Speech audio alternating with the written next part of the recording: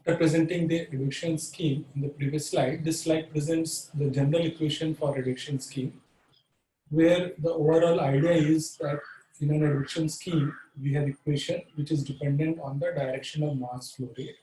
So if we have to use the equation that was presented in the previous slides for first order upwind, central difference, second order upwind and quick, while implementing in a computer program, we have to use an if statement. So if the mass flow rate is positive, then we have one expression, and if the mass flow rate is negative, we have another expression. Now, if we want to avoid the usage of if expression, so here in this slide, a general single line equation is presented where you can avoid the if statement. So instead of using if statement, we use a function which is there is in most of the programming languages, maximum. So instead of using if statement, we will use maximum, where the overall idea is that if you calculate maximum of, let us suppose for mass flow, so in this case, mass flux, we will take it as a variable, and we will use a, instead of using if the mass flow rate is positive or negative, we will use a maximum function, where if you calculate a maximum of the mx, if the flow is in the x direction, if you use maximum of mx comma 0, then if mx is positive, you end up with the positive value of mx as the maximum value. Otherwise, if the mx is negative, then you will get a 0.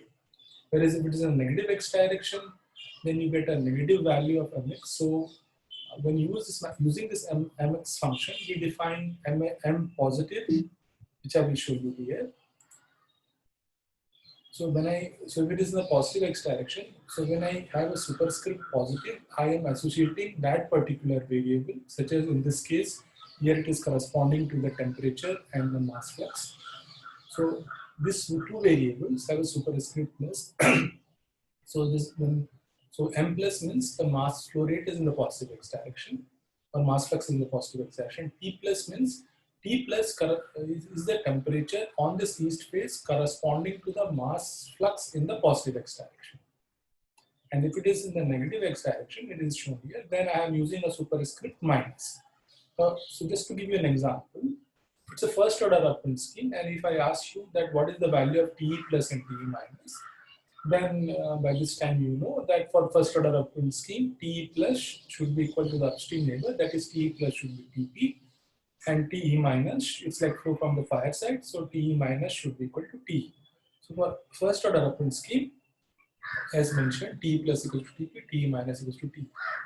So using this plus and minus sign as superscript for T as well as mass flux, and we extend this to the other schemes also, where we have more yellow circles involved. We have upstream of upstream also.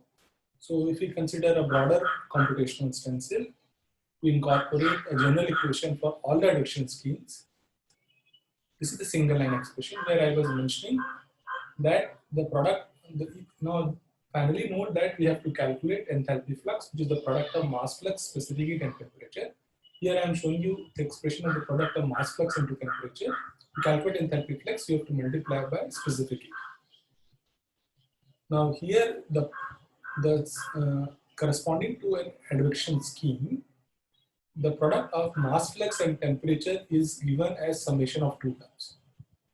Note that the way this expression has been proposed, only one term will be positive, only one term will be non-zero, and the other term will be 0. Just to give you an example, as I mentioned, we are using a function maximum and minimum. Like let us suppose I'm writing x comma y, because in a 2D problem you will have my also. So let us consider it is a 1D case. Then if you only have mx, so let us suppose if you calculate maximum of mx comma 0, so m plus is defined as maximum of the mass flux and 0, and m minus is defined as minimum of m comma 0. Like if you have, now let us consider this m as either positive or negative. So if we are using this maximum function, if m is positive, then you will get the positive value of m. If it is negative, then the maximum of a negative number and 0 is 0. So you will get this value only if the mass flux is in the positive x direction. Otherwise, you will get 0. So if the mass flux is in the positive x direction, you get this value. Otherwise, you get 0. Now when you go to this function, if it is in the negative x direction, then you will get a negative value here and 0 here. And if you take a minimum of a negative value and 0, you will get a negative value. So this will be non-zero if the mass flux is negative. Okay, so note that when m plus is non-zero, when m plus is non-zero, when the mass flux is in the positive x direction. And then this minimum function will give you 0. So when the mass flux is in the positive x direction, you only get the first term. When the mass flux is in the negative direction, you get only the non-zero term as the second term, and the other term as 0. Okay, so that way the product of mass flux and temperature, instead of using if statement, we are using maximum and minimum function, and this is a single line expression that is proposed for advection schemes. And moreover, along with this, to derive the general equation for all the 4 advection schemes that I proposed in the previous slide for first order of wind, second order of wind, central difference, and peak. Here it is shown the general expression for temperature at the surface. Now in the previous slide I had shown you weights. Okay, now which I mentioned, like for quick it is 37.5 plus 75 minus 12.5. So in general, if you consider all the advection scheme, the maximum number of neighbors that we have considered are 1 downstream and 2 upstream, which is corresponding to quick. Okay, this is the maximum. Like first order upwind involve only 1 upstream value, second order upwind involves 2 upstream values, central difference involve 1 downstream and 1 upstream. So if we want to develop a general expression for all those advection schemes, we have to write an expression involving 3 neighbors, 1 downstream, 2 upstream, and multiplying by certain weights W1, W2, W3.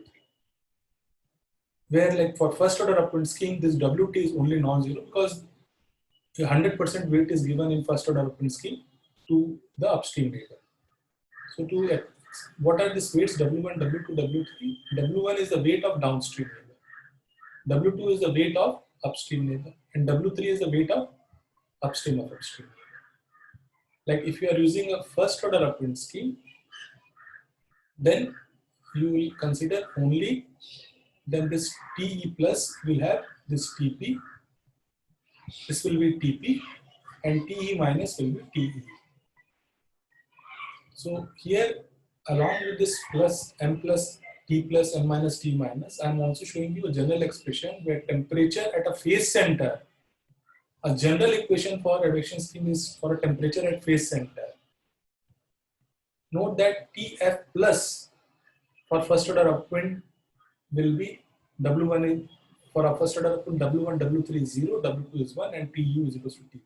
So TF plus is TP for first order. TF minus is T capital E, which is as shown here. So the product of mass flux into temperature for first order upwind scheme as shown here, using this general expression, is given here. In the next slide, I will show you a table where I will present what are the W1, W2, W3 for the various schemes. So in this slide, I have presented I proposed certain formulations using plus and minus sign as a superscript, where the plus sign and minus sign are associated with the positive and negative directions of the mass flux, and a general expression in terms of weight has been given for all the 4 schemes, where W1 is the weight of the downstream neighbor, W2 is the weight of the upstream neighbor, and W3 is the weight of upstream of upstream. So as I mentioned, this weights, this is the downstream, this is the upstream weight, and it's upstream of upstream weight. So the first order upwind give 100% weights to upstream neighbor, so the weight is 1. Central difference give 50% weight to downstream, 50% to upstream. Second order upwind does not give any weight to downstream, so W1 is 0. Upstream is 150%, that is 3 by 2. Upstream of upstream is minus 50%, that is minus 1 by 2. Quick W1, that is a downstream weight, is 37.5, that is 3 by 8. 75% 6 by 8 minus 12 by 12.5% minus 1 by 8. So these are the weights corresponding to the general expression. Now what are this TF plus and TF minus? Like if the flow is in the positive x direction, W1 is the weight of the downstream labor. So if the temperature is in the positive x direction, then W1, which is downstream, is capital E. W2, which is upstream, is capital P. The W1, W2, W3 will be decided from the table. What I want to discuss here is this TFD. What I'm trying to show you is that what should be the value which should come here. The expression that should come here is TF plus and T. So I'm showing you separately, and this is general expression, where I will replace this downstream, upstream, and upstream by the yellow circle symbols that are shown here. For TF plus, I will substitute D by capital E, U by P, and UU by W. So TF plus will be involving W1 T capital E plus W2 T capital P plus W3 T capital W. And TF minus, TE minus will be involve TP, T capital E, T capital E as shown here. So for positive direction, this is the downstream which is presented here. This is the temperature of upstream. This is the temperature of upstream of upstream. For negative direction, this will be TP, this will be TE, this will be TE as shown here. So this way, from the general expression, I am showing you the specific expression for the east face. Similarly, you can obtain for the west face center. Now for west face center, you will have P, W, and WW. And if it is TF minus, we'll have for west face W, P, and E as shown here. Similarly, you can obtain in a 2D problem for the north and south face also. So this is a table corresponding to 6.1 of the companion, where the weights for the 4 different advection schemes and the respective downstream, upstream, and upstream neighbors for the TF plus, TF minus, which corresponds to positive mass flux and negative mass flux. Note that these are like nuts and bolts to develop a product. Like if you want to develop a software involving this advection scheme for convection, then while implementing, these are some of the details which are like nuts and bolts, which will be needed, with which you can develop successfully the software. So these are the formulations that you have to use while implementing the advection schemes. More details you can find in the companion book. So, this is like a figurative representation. I'm trying to present this. This is one of the difficult topics in CFD. So I'm trying to give you a different flavor by presenting in different ways. So in this slide, I'm giving you a figurative representation of the first order operand scheme, where I'm trying to show you that the first order operand scheme, if the flow is from the ice side, like you are sitting here, this is the ice and this is the fire. So the flow is from the ice side, you're giving the value of temperature here is equals to ice temperature, that is TE plus is equals to TP. So this is like the constant value of TP you are extending to the phase. So this is called as constant extrapolation. If it is in the negative x direction, flow is from the fire side, you are extending the 100 degrees centigrade up till here. So this is again a constant extrapolation. So TE plus, which corresponds to mass flux in the positive x direction for first order operand scheme, it is upstream neighbor is TP and here it is TE. And this is a constant extrapolation for first order operand scheme. For second order operand scheme, this is a linear extrapolation. So here I am showing you a linear variation. So strictly speaking, the formulation involves linear variation between TW and TP because we have calculated the two constant in a linear variation using the value of temperature at these 2 points.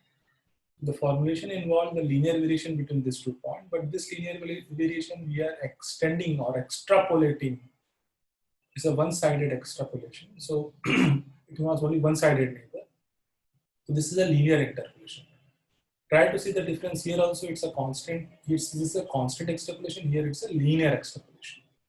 Here the slope is 0. Here we have a non-zero slope. So this is a constant extrapolation for, this is a linear interpolation for second order Rubin scheme. But this is the general expression, and this is the expression for T plus and T minus.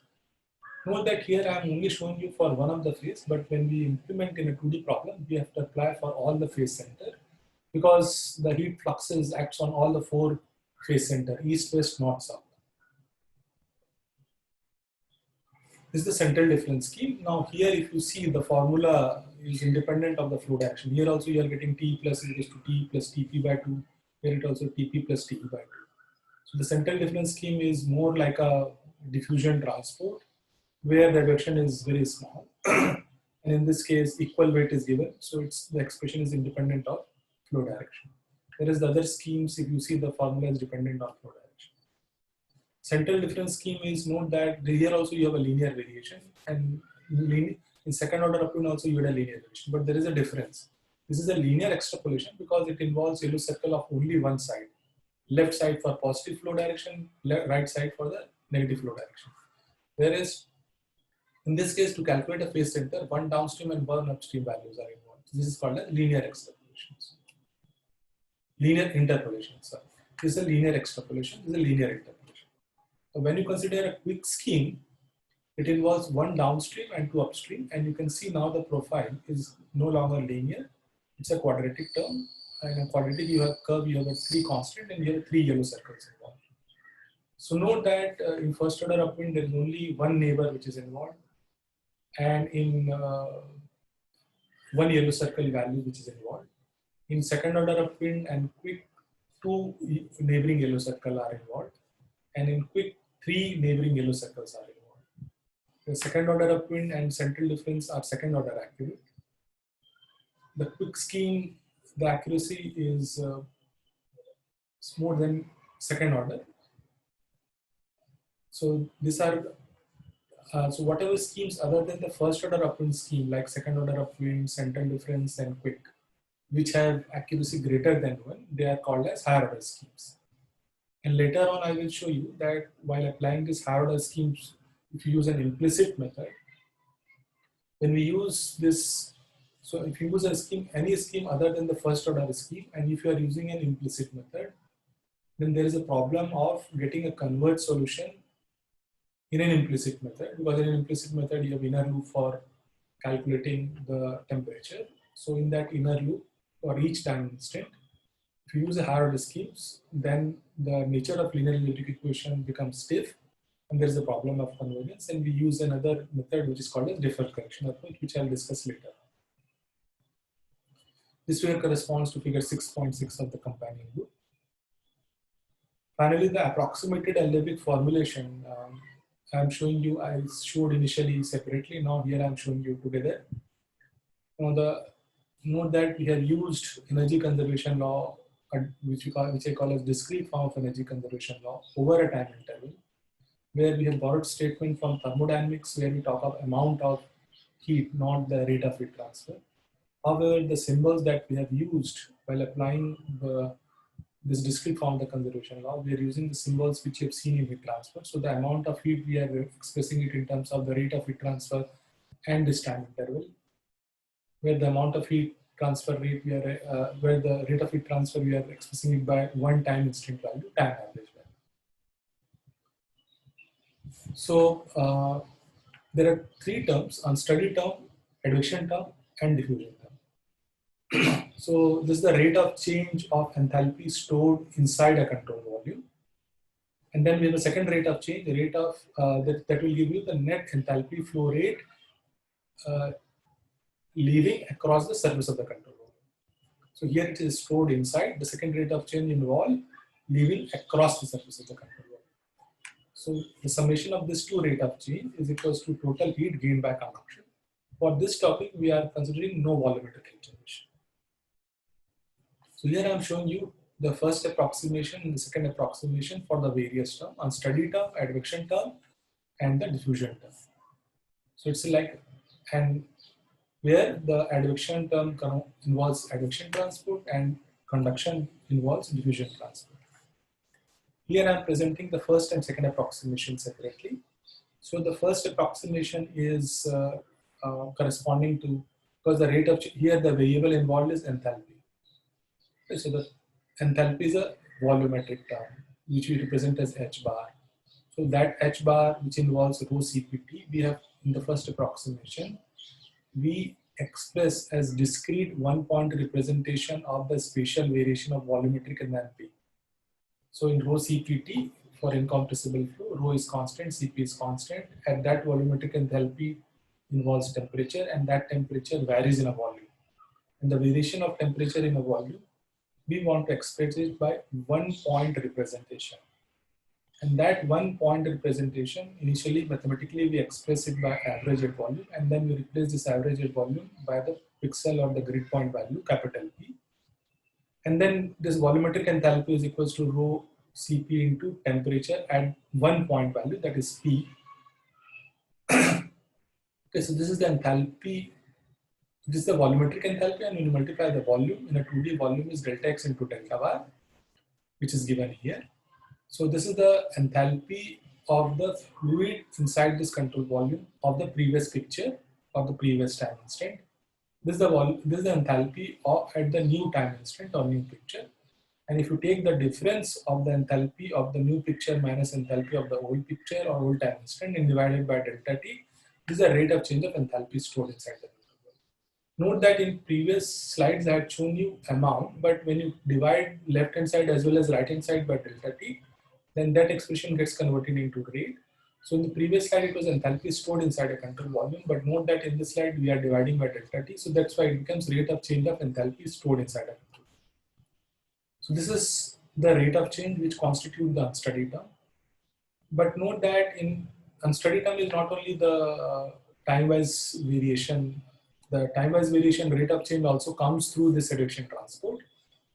This is the second rate of change, and this corresponds to net enthalpy flow rate living across the surface of a control volume over a time interval. Note that everything we are talking in terms of in a undergraduate course, you have your expressions that you derive is for infinitesimal control volume as well as infinitesimal time interval. When we say infinitesimal, that delta x, delta y is tending to 0, this delta t is tending to 0. But in a computational time, we have a finite delta x, delta y, delta t. Although, depending on action in a fluid mechanics problem, we have to take this delta x, delta y, delta t, that is the size of the control volume and this time interval small enough to get an accurate solution.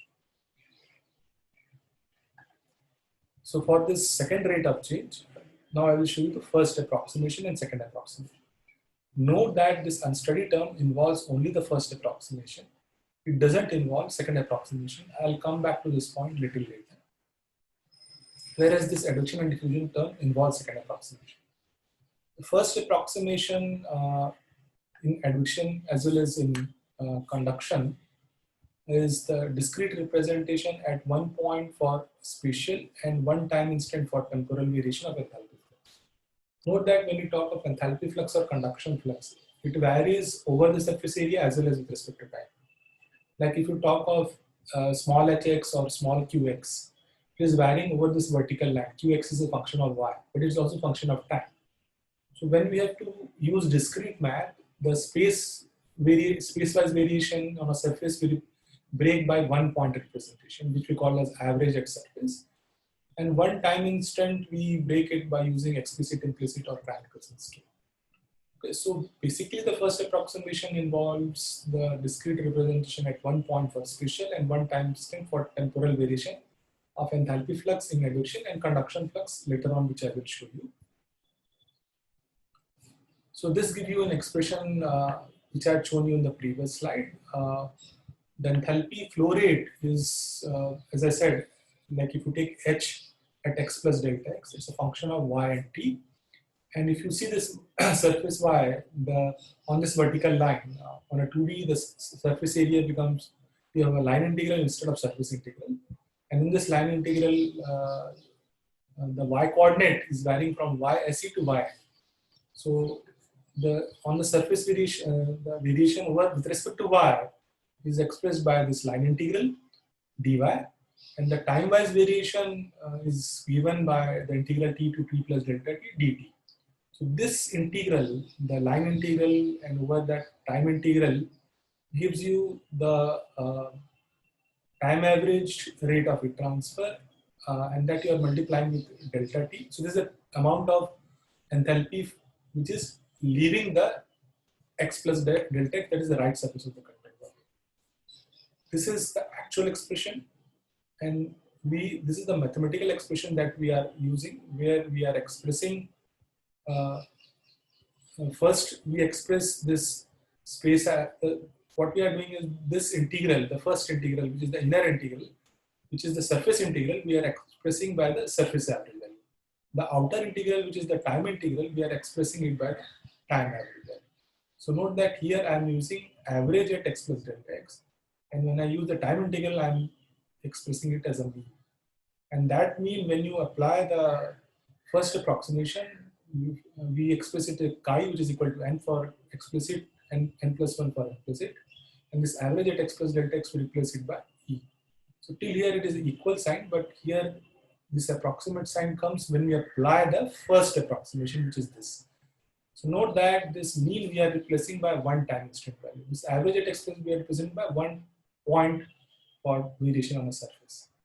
Similarly, for the other surfaces it is shown, and finally we get an expression like this, which is coming from the first approximation. Now, what is the second approximation? The second approximation is the approximation when we calculate the flux in terms of temperature. So like enthalpy flux is a function of temperature by this expression, the product of mass flux, specific heat and temperature. And for that we use certain advection scheme, which I have presented in detail in the previous slide.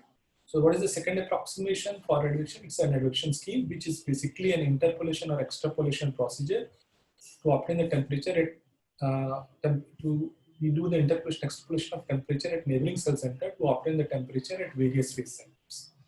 So these are shown for east phase, north phase, east phase, west phase, north phase, and south phase.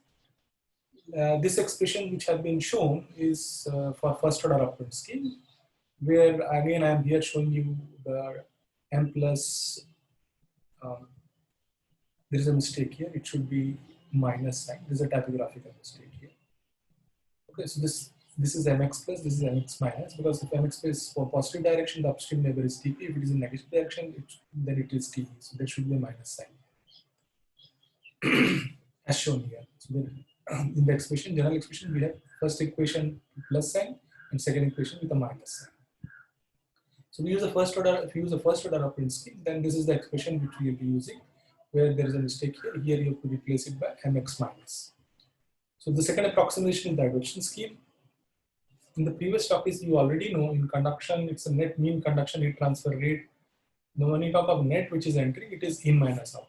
Remember that here it is net enthalpy flow rate leaving, where you have taken out minus in. So it is x plus delta x minus x. But in conduction, to calculate qx on the various surfaces, note that we do in minus out, x minus x plus delta x. Okay, so this is a net conduction heat transfer which is entering, here it is leaving. And here again, the first approximation is very similar to what you had for enthalpy flux. Here it is discrete representation, 1 point for spatial and 1 time instant for temporal for conduction flux. Here the same approximation was used for enthalpy flux, here it is used for conduction flux. And similarly, we do line integral for surface and then second integral, outer integral for time. When we do the surface integral, we introduce average, surface averaged. When we do time integral, we introduce time averaged. And then when we use approximation, we replace by the centroid at the surfaces. And for time average, we introduce explicit, implicit, and kinematics. This is the expression which we obtained after the first approximation. Now the second approximation, as I mentioned, is the discrete representation where we have central difference. Note that for second approximation in conduction, we have only one scheme, that's the central difference scheme. Although for advection scheme, I have presented this slide for first order operant scheme, but we have other schemes also like second order operant, central difference, and quick. And I have mentioned in my previous slide that although when you solve a conduction problem, the effect of random motion of molecules is incorporated by thermal conductivity.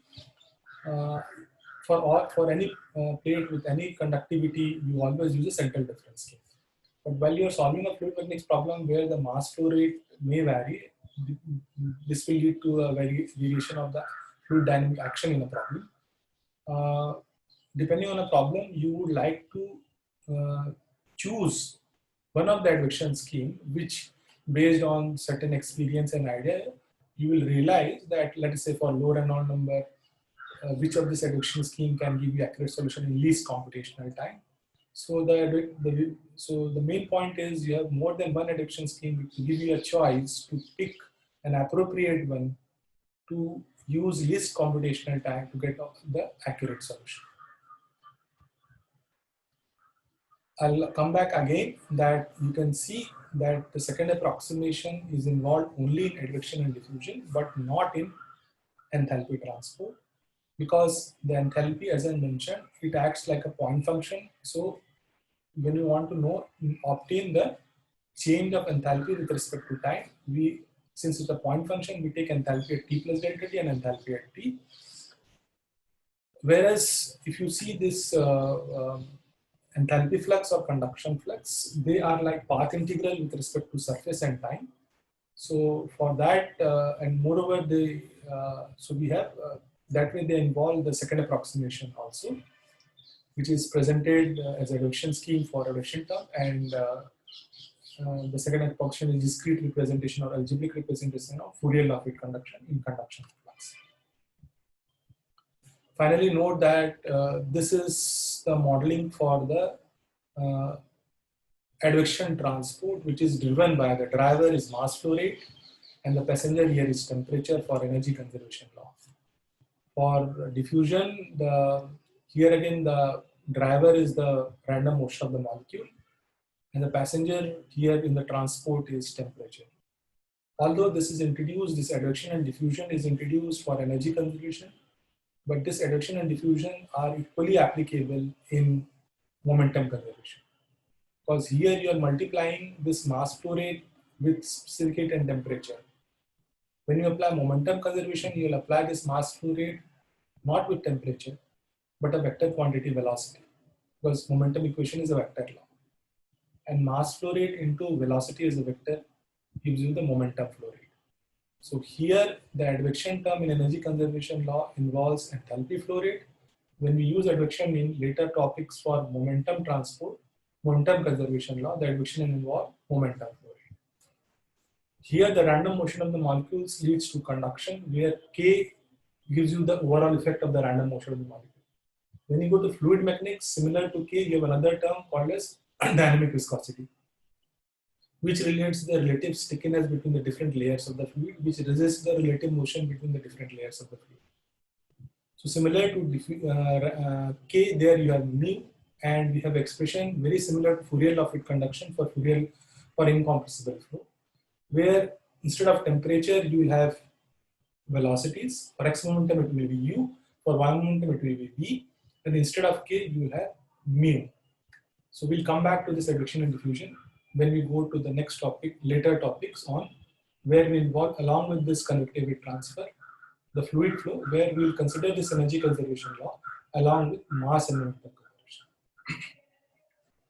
Finally, note that when you substitute this chi by n plus 1 and n plus half, you get explicit, implicit, and triangulation, and that we use for enthalpy flux as well as conduction flux. So this is the overall, the complete representation or the comprehensive representation, because earlier I had shown this separately, now here I am showing you this together. This is a figure which is presented in the companion book.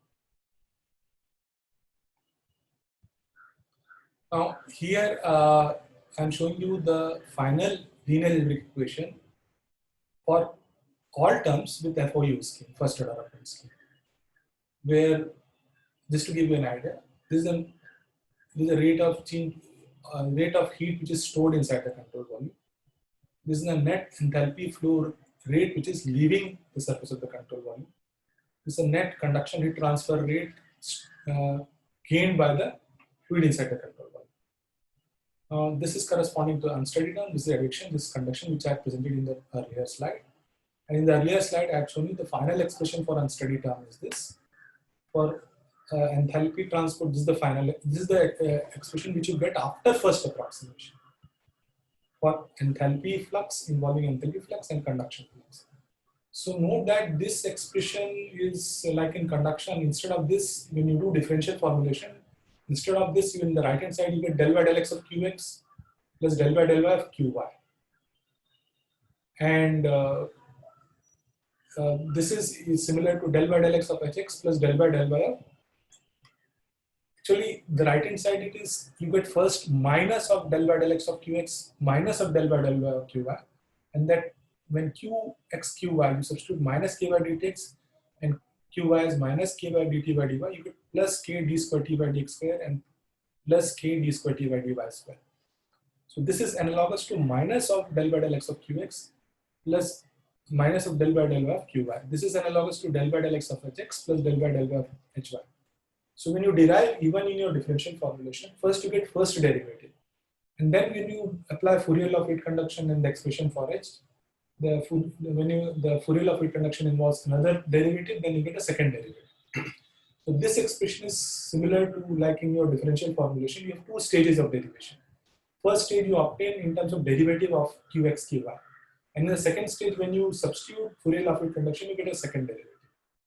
So this is a linear algebraic equation, the first step, and this is the second step, where when you substitute these fluxes with their expressions, then so this is the final expression, which has been presented here by using the first order upward scale.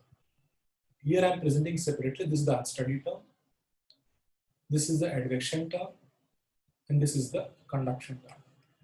This is the effect of random motion of the molecule for heat transfer. This is the effect of bulk motion. The onset of mass flow rate leads to this transfer. Finally, there are two forms of the equation that I present, and later on I extend these two forms of the algebraic formulation with two types of solution methodology: flux-based solution methodology and coefficient of linear algebraic equation-based methodology. So that's why in the finite volume method, I end with two types of forms of the algebraic formulation. This is the first form, which I call as flux form, where I am showing you the final expression in terms of the conduction fluxes and enthalpy fluxes, where there is a separate equation to calculate conduction fluxes and the enthalpy fluxes. We will extend this flux form to the future lectures for solution methodology, flux-based solution methodology, where in the first step, using the temperature like in the explicit method, we know the temperature of the previous picture. So using the temperature of the previous picture, we calculate the heat fluxes and enthalpy fluxes in an explicit method. And then we substitute those conduction fluxes and enthalpy fluxes in the second step to come for the two-step flux-based solution methodology. So this is the equation for the first step, where it consists of all the flux. This is the equation for the first step, where you calculate fluxes in terms of temperature. And this is the equation for the second step of the flux-based solution methodology, which I presented in the previous lecture for conduction, and it will be later presented for convection. This is the second form of the approximated algebraic formulation for temperature. So in the previous slide, I had shown you the flux form. In this slide, I am presenting the coefficient form, which is used in solution methodology that is called as coefficient of linear equation single-step solution methodology, as compared to the two-step flux-based solution methodology. In the coefficient form, we finally obtained a single equation for temperature that we used to solve in the coefficient of linear equation-based solution methodology. So this is the discretized form of the equation, where this is the total heat lost by advection from the control volume, and that is the total heat gained by conduction. So these are where this conduction heat transfer and advection heat transfer rate are expressed by this discretized equations, where if you substitute this T, as is, right now we are having a general expression where chi is equals to n for explicit and plus 1 for implicit. So this T superscript chi, you can express it as a in terms of lambda, consisting of temperature at mu time step and temperature at volt time step, and where this lambda is equals to 1 for explicit and 0 for 1 for implicit and 0 for explicit method. And this chi is equals to n for explicit, n plus 1 for implicit, and n plus half for canonical method.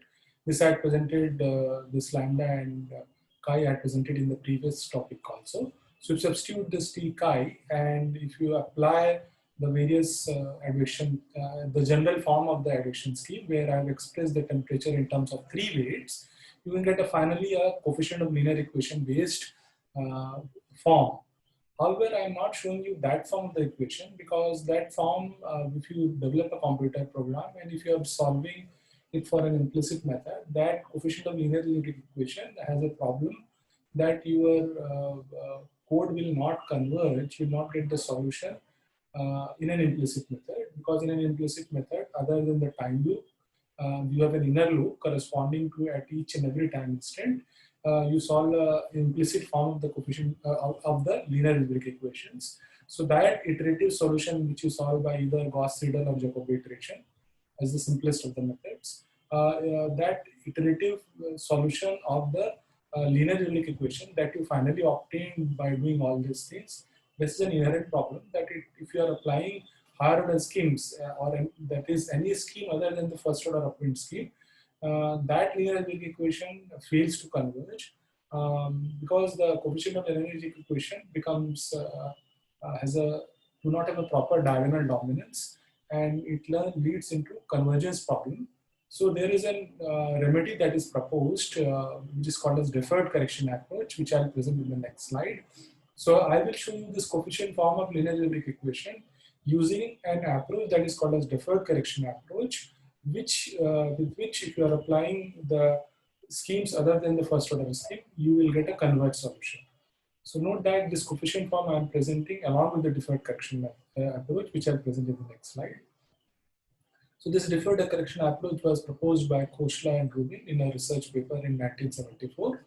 And as I mentioned, that this approach is needed for convergence during iterative solution in an implicit method with a higher order scheme. So, and what we are calling it higher order scheme is any scheme other than the first order upwind, which have accuracy greater than or equal to second order, such as central difference, second order upwind, and quick. So if you are using the schemes and if you are using an implicit method, people have found that the final linear algebraic equation that you get fails to converge if you are using an implicit method in the iterative method that you apply. So the solution that was proposed is that, let us suppose you have to calculate total heat lost by advection for an implicit method from the temperature of new time level. What we do is that we basically break it into two parts. We convert this. You may be using any of these higher order schemes, but we break this Q advection from any of these schemes as two components. First, what you obtain from first order scheme, plus the second term, which is the difference of the higher order scheme and the first order upwind. Okay, and the second term, there is a, if you see the superscript for this, so although if you see all these terms have a subscript, same subscript, but if you look into the superscript, there is a difference. This is a superscript of n plus 1, this also is a superscript of n plus 1, this is a superscript of n. Now there is, this n is a capital N, this n is a small n. This small n corresponds to the time level, this n capital N corresponds to the iterative level that I presented in the previous topic also. So what we are doing is that we, whenever you are applying a harder scheme, that is any scheme other than the first order scheme, the final expression that you obtain to calculate total heat lost by advection or the net enthalpy flow rate leaving across the surface of the control volume, we break it into two components, the first order upwind component and the second component, which is the difference of the higher order schemes and the first order upwind. And the second term, which is a difference, we lag it by previous iteration. So we take these values from the previous iteration. Now what happens when you finally develop the coefficient of linear algebraic equation? This term goes into the right hand side, that's the constant vector. What is the constant vector? Like if you have an equation 3x plus 4y is equals to 6. So that 6 which you get on the right hand side, which is a constant value. So the second term goes into that. So this, the role of the higher order scheme is not coming when you do iterative solution. Note that it is not coming while doing an iterative solution, but when you are getting the final solution, when you are coming out of the iterative loop, it will so turn out that this first term and this term, because when you substitute this, there are three terms. This is the first term, this is the second term, and this is the third term. Now, the difference between this third term and the first term, because when you are doing an inner iteration, as your iteration is proceeding. So for each time step, actually this is capital N plus 1, and this is the new iterative value which you take. So, when you go to the final iteration, this term cancels down with this, and indeed you get a solution from the higher order schemes. More detail regarding this you can find in the companion textbook, where I presented this in great mathematical detail. Where what I'm trying to say is that when you do the last iteration, when it is converging in the iterative loop, this term and this term cancels down, and finally you end up with a solution which corresponds to the higher order schemes. However, for getting the linear algebraic equations, we are ensuring that the coefficient of linear algebraic equations, when you are using an implicit method along with higher order schemes, the coefficient involves the contribution only from the first order schemes. The difference between the first order, higher order and first order, we are lagging it by one iteration, and it comes into the constant vector. So using this deferred correction approach, so after applying the deferred correction approach, where we substitute this Q advection as shown here. So we substitute this deferred correction approach. And finally, in the next slide, I will show you that after substitution of the T gamma and in Q conduction and Q advection along with the deferred correction approach, the final linear equation for temperature is given by this expression. However, as I mentioned in the previous slide, you can see in this expression, the coefficient now, it is involving the contribution, even if you are using an implicit method, contribution only from the first order operand scheme. However, note that even if you are using higher order schemes, after the converge solution from each iterative solution for each time step, although the coefficient is involving first order operand, but the final solution that you get from the deferred correction approach is the solution that you obtain for higher order schemes. More details on this derivation, the deferred correction approach, can be found in the companion book. So this is like a workable solution which works. Otherwise, if you use an implicit method with higher order schemes, your coefficient of linear equation becomes, the linear equation is stiff enough and it fails to converge iteratively. Okay, so this is one of the things which is commonly used and not presented in many textbooks. So I hope we should know that this will be helpful to you. Note that this deferred correction approach we extend when we go for solution of fluid flow problem, the nearest to solution. So this deferred correction approach will be later on extended because we extend this advection from this conductivity transfer later on for momentum transport also. And I would like to draw your attention that now when you see this coefficient, this is A is the coefficient of T, AW is the coefficient of TW, AN is the coefficient of TN, AS is the coefficient of K. So if you see all these four coefficients, in conduction earlier you had only this K delta Y by delta XC for, and so you only had the second term for conduction. Now for advection, the additional term which is coming when we consider convection is this term, where now you see this M plus M minus which I mentioned. Now, if you see the sign, wherever you have M minus, it's coming in this term and it is coming in this term. You see that there is a minus sign before this M minus. So M minus, if I take you back, M minus is minimum of Mx comma 0. Now this will be non-zero only if the Mx is negative. So if you take the minimum of a negative value and 0, it will come out to be a negative value. So what I'm trying to say is that the negative of this M minus will be finally a positive value. So that way this coefficient K is always positive. In the way we are taking the coordinate system, this geometrical parameters are positive. So I'm drawing your attention wherever you have M plus is always a positive value because there you take the maximum of a positive value and 0. So either it will be a positive value or either it will be a 0. Whereas this M minus will always be a negative value or a 0 value. And if it is negative, you have a minus sign outside and it will become a positive. So this coefficients will become positive, which ensures in the previous topic I have mentioned that for stability, all the coefficients should be of same sign. So you can see that this finally becomes this coefficients an involves n minus, but along with n minus you have a minus sign outside. So finally because the absolute magnitude of this m minus is a negative value, so finally this becomes a positive value and all this coefficient becomes a positive. So using this deferred correction approach, you are ensuring that all the coefficients are positive. And these are some other coefficients like AP0, AP, which I had shown you in the previous topic for conduction. And now here in advection, the additional term that is coming, I will draw your attention. There is an SMP which is coming. Now, if you see this SMP, it's basically the SMP is given by this expression. If you see, it's the product of mass flux into surface area. This is the mass flow rate per unit area on the east face minus mass flux on the west face multiplied by the surface area of east and west face is a vertical surface in delta yp. So mass flux when you multiply by surface area, this is the mass flow rate. This is east minus west. This is the mass flow rate leaving from the in the x direction. This is the mass flow rate leaving from the y direction. So this is the total mass flow rate of the fluid which is leaving the control volume. So that this is like a discretized or algebraic representation of mass conservation equation. Now, any fluid mechanics problem that you solve, when you are solving a convection problem, you make sure to take the mass flow rates that they are obeying the mass conservation. So this term automatically to the machine accuracy, it becomes approximately equal to 0 in a numerical problem. So this SMP is a mass source which comes out during the derivation.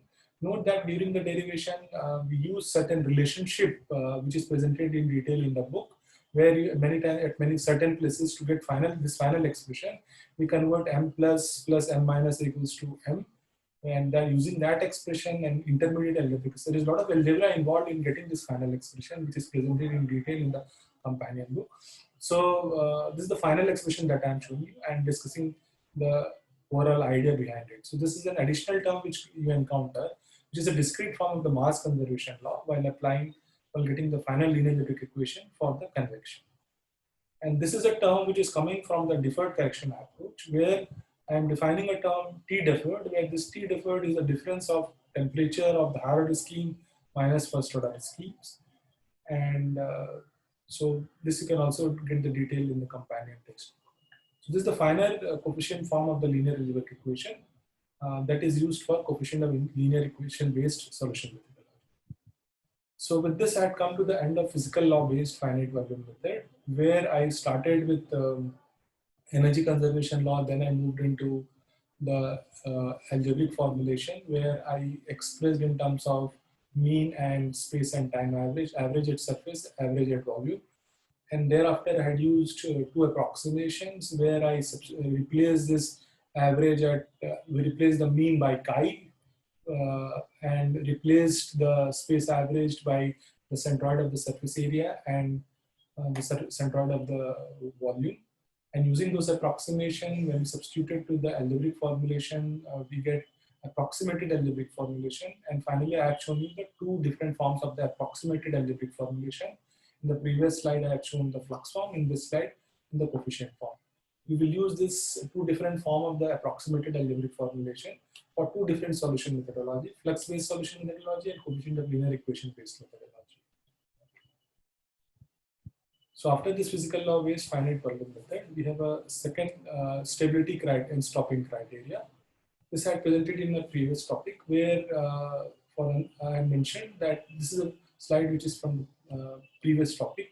Like for an unsteady state conduction, I had mentioned that if you are solving by an explicit method, if left wall is 100, bottom wall is 200, right wall is 300, top wall is 400. Then what I want to present is that if you are using an explicit method, then basically in a conduction problem, it picks up the value. So this is the data from the previous picture. The first picture you obtained from the initial condition and boundary condition.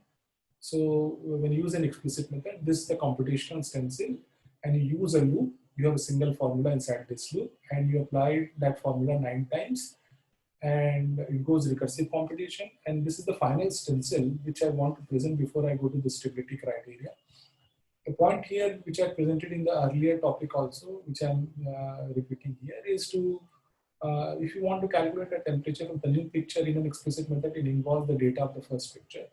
Now, if you have a formula like 3x plus 4y is equals to 9, and if so you have coefficient +3 and +4. So if x is increasing, y is increasing, and let's suppose you have a formula z is equals to 3x plus 4y. So if x is increasing as well as y is increasing, and if your coefficients are positive, then your z will increase. Whereas suppose if you have, let us suppose z is equals to -3x plus 4y. So in this case, when x is increasing, and since you have a coefficient -3, z will decrease. So what I'm trying to say is that we want to finally get algebraic equation where from the data from previous picture, if the values are increasing, our coefficient should be of such a sign. When I say such a sign, I mean all the coefficients should be of same sign. Okay, like if if you have z is equals to 3x plus 4y, or if you have z is equals to -3x minus 4y. So if you have either +3 plus 4 or -3 minus 4, then this type of equation obeys the condition that when x is increasing as well as y is increasing, and then z will increase. So the increase or decrease of the data from the previous picture, our coefficient in our coefficient of linear algebraic equation, the coefficient should be of same sign to ensure that the increase or decrease of the data from previous picture should lead to similar increase or decrease, not an opposite behavior. To ensure this, I had mentioned that in the classical textbook by Professor Patankar, he has proposed a law that all coefficients should be of same sign. So that we use for stability criteria. So note that this stability criteria for convection, we do not have any stability criteria for convection. We have a stability criteria for pure conduction and pure advection. And from these two criteria, we obtain two different time steps, and we use these two as basically as guideline. So what I'm presenting here is the stability criteria not for convection, but only for pure advection where conduction is negligible. So in this slide, I am showing you the coefficient form of the linear algebraic equation for explicit method, where that you can obtain by substituting chi is equals to n, lambda is equals to 0 in the general form of equation which I had shown in the previous slide for no conduction and first order of scheme. Note that I have shown you first for pure advection, where you don't have any conduction, and for first order of scheme, that too for explicit method. Because the stability criteria, note that you need only for the explicit method. For implicit method, you can use any delta t. Whereas for explicit method, you have to use a delta t which should be less than certain value, and we obtain a formula for delta t using a stability criteria, which will be presented here for convection. So as I mentioned, for pure convection, we do not have any equation to calculate delta t. So in this slide, I'm showing you the stability criteria for pure advection, where in the previous slide, I've shown you coefficient for convection. So in that, if you consider conduction as negligible, so if you simplify that expression for no conduction and first order operand scheme, you get the final linear algebraic equation form of the equation as shown here. Now in this equation, if you see, if all the coefficient have to be positive. Now what are the coefficient? Basically, in the previous slide I had shown you, there are 5 temperatures which are involved. So this is Tpn plus 1, and for temperature at previous time level, there are 5. The temperature which are involved are Tp, Te capital N, Tw capital N, T north capital N, T south capital N, Tp capital N. So the coefficient of this Te and east, west, north, south are this Ae, Aw, An, and As. And if you see the sign of this, as I mentioned earlier also, for wherever you have minus m minus, you have in Ae and An, you have a negative sign outside. So this finally becomes a positive value. So Ae, Aw, An, and As are positive. However, there is a 5th temperature which comes, which is Tpn. So these are the coefficient for T, east, west, north, south. But the data from the previous picture not only involves east, west, north, south, but it also involves the central value to Pn.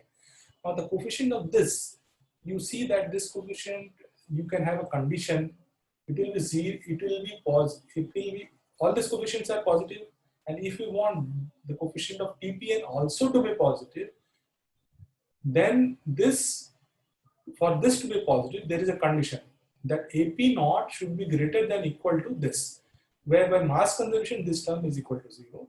So we use this condition, and in the next slide I will show you that using this criteria, where AP naught we will substitute from here rho CP delta XP delta YP.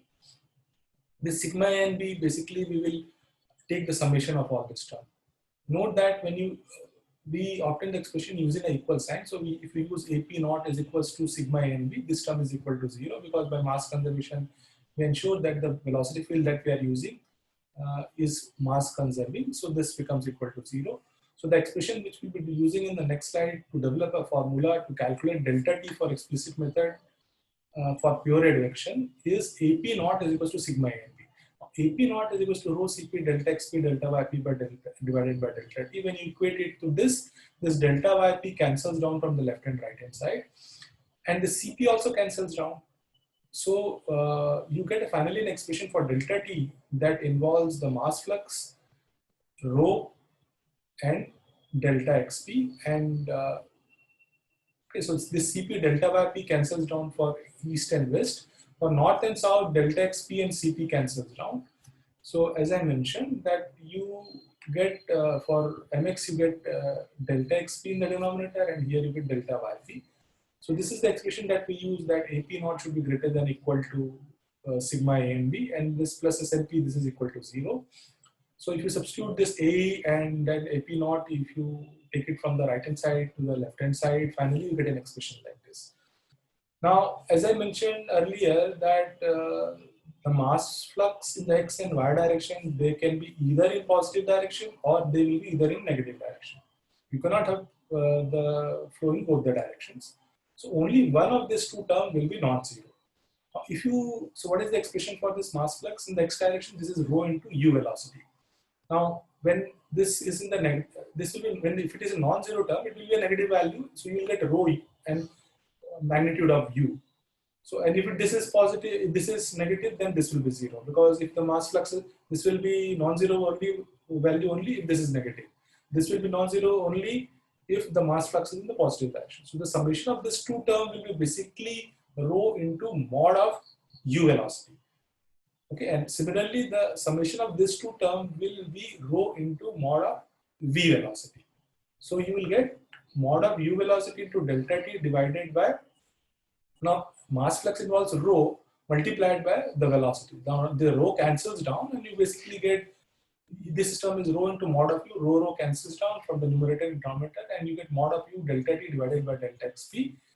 And here, as I mentioned, only one of the two terms will be non-zero, and for both the cases you finally will end up with rho into mod of V, rho cancels down, and you get mod of V, which is the velocity in the Y direction, delta T divided by rho and divided by delta Yp. So this is the expression for 2D advection. For 1D advection, you have no V velocity, so this is the expression which you can use. And from this, you can calculate delta T for 2D pure advection. For first order scheme, this is the expression. Note that this formula has been derived for pure advection and first order open scheme. However, we will use this expression. This expression is not guaranteed to work for convection. This is used and only as a guideline. If it doesn't converge, we have to use a trial and error method where we take a smaller value if you are using an explicit method. Okay, so this derivation is for pure advection, first order open scheme, and this stability criteria is needed only for explicit method, and this is the expression that is derived. Now, as I mentioned, this topic is on 2D heat convection, and we have, in the previous topic, we have derived stability criteria for pure conduction, that is diffusion, which we call as grid Fourier number criteria. And in the previous slide, I have shown you the expression for pure advection. So there are two delta T which you obtain for pure conduction and pure advection. But note that the 2D heat convection involves both. However, we do not have a stability criteria for pure convection. So we take the minimum of the two as a conservative estimate. And so we use these two formulas and obtain the delta T as the minimum of the diffusion based times in delta T and the advection based delta T. And we use this as a guideline. However, it is not guaranteed to converge. And if it doesn't converge, we take a slightly less value. And then we check whether it is converging or not with respect to time in an explicit method. If it is not, we have to reduce it further till we get a time-wise convergence. So this is the stability criteria for I had shown you the derivation for pure reduction, and this is the final expression which we use as a guideline for solving 2D heat convection using an explicit method. Finally, along with the stability criteria, in this slide I am presenting the time-wise convergence or stopping criteria. This was presented in the previous topic also, and where I mentioned in detail that the final convergence with respect to time, the criteria that we use is the unsteady term equal to 0, that is the rate of change of temperature which is expressed by this expression. But instead of using the dimensional rate of change, we use a non-dimensional temperature gradient. So this is where we use theta. So this is as similar to what I presented in the previous topic, which I am extending to this topic. So this is the formula where we consider the non-dimensional temperature gradient. This should be less than equal to the convergence tolerance, which is close to 0, which we define, which you can consider 10 to the power minus 4 as 0 or 10 to the power minus 6. So depending on the convergence tolerance, this is the expression that we use for the convergence or stopping criteria during the unsteady solution. This is similar to what we have used for the computational heat conduction. With this, I had come to the end of this topic, this lecture on physical law-based finite volume method and numerical criteria for computational heat convection. Thank you for it.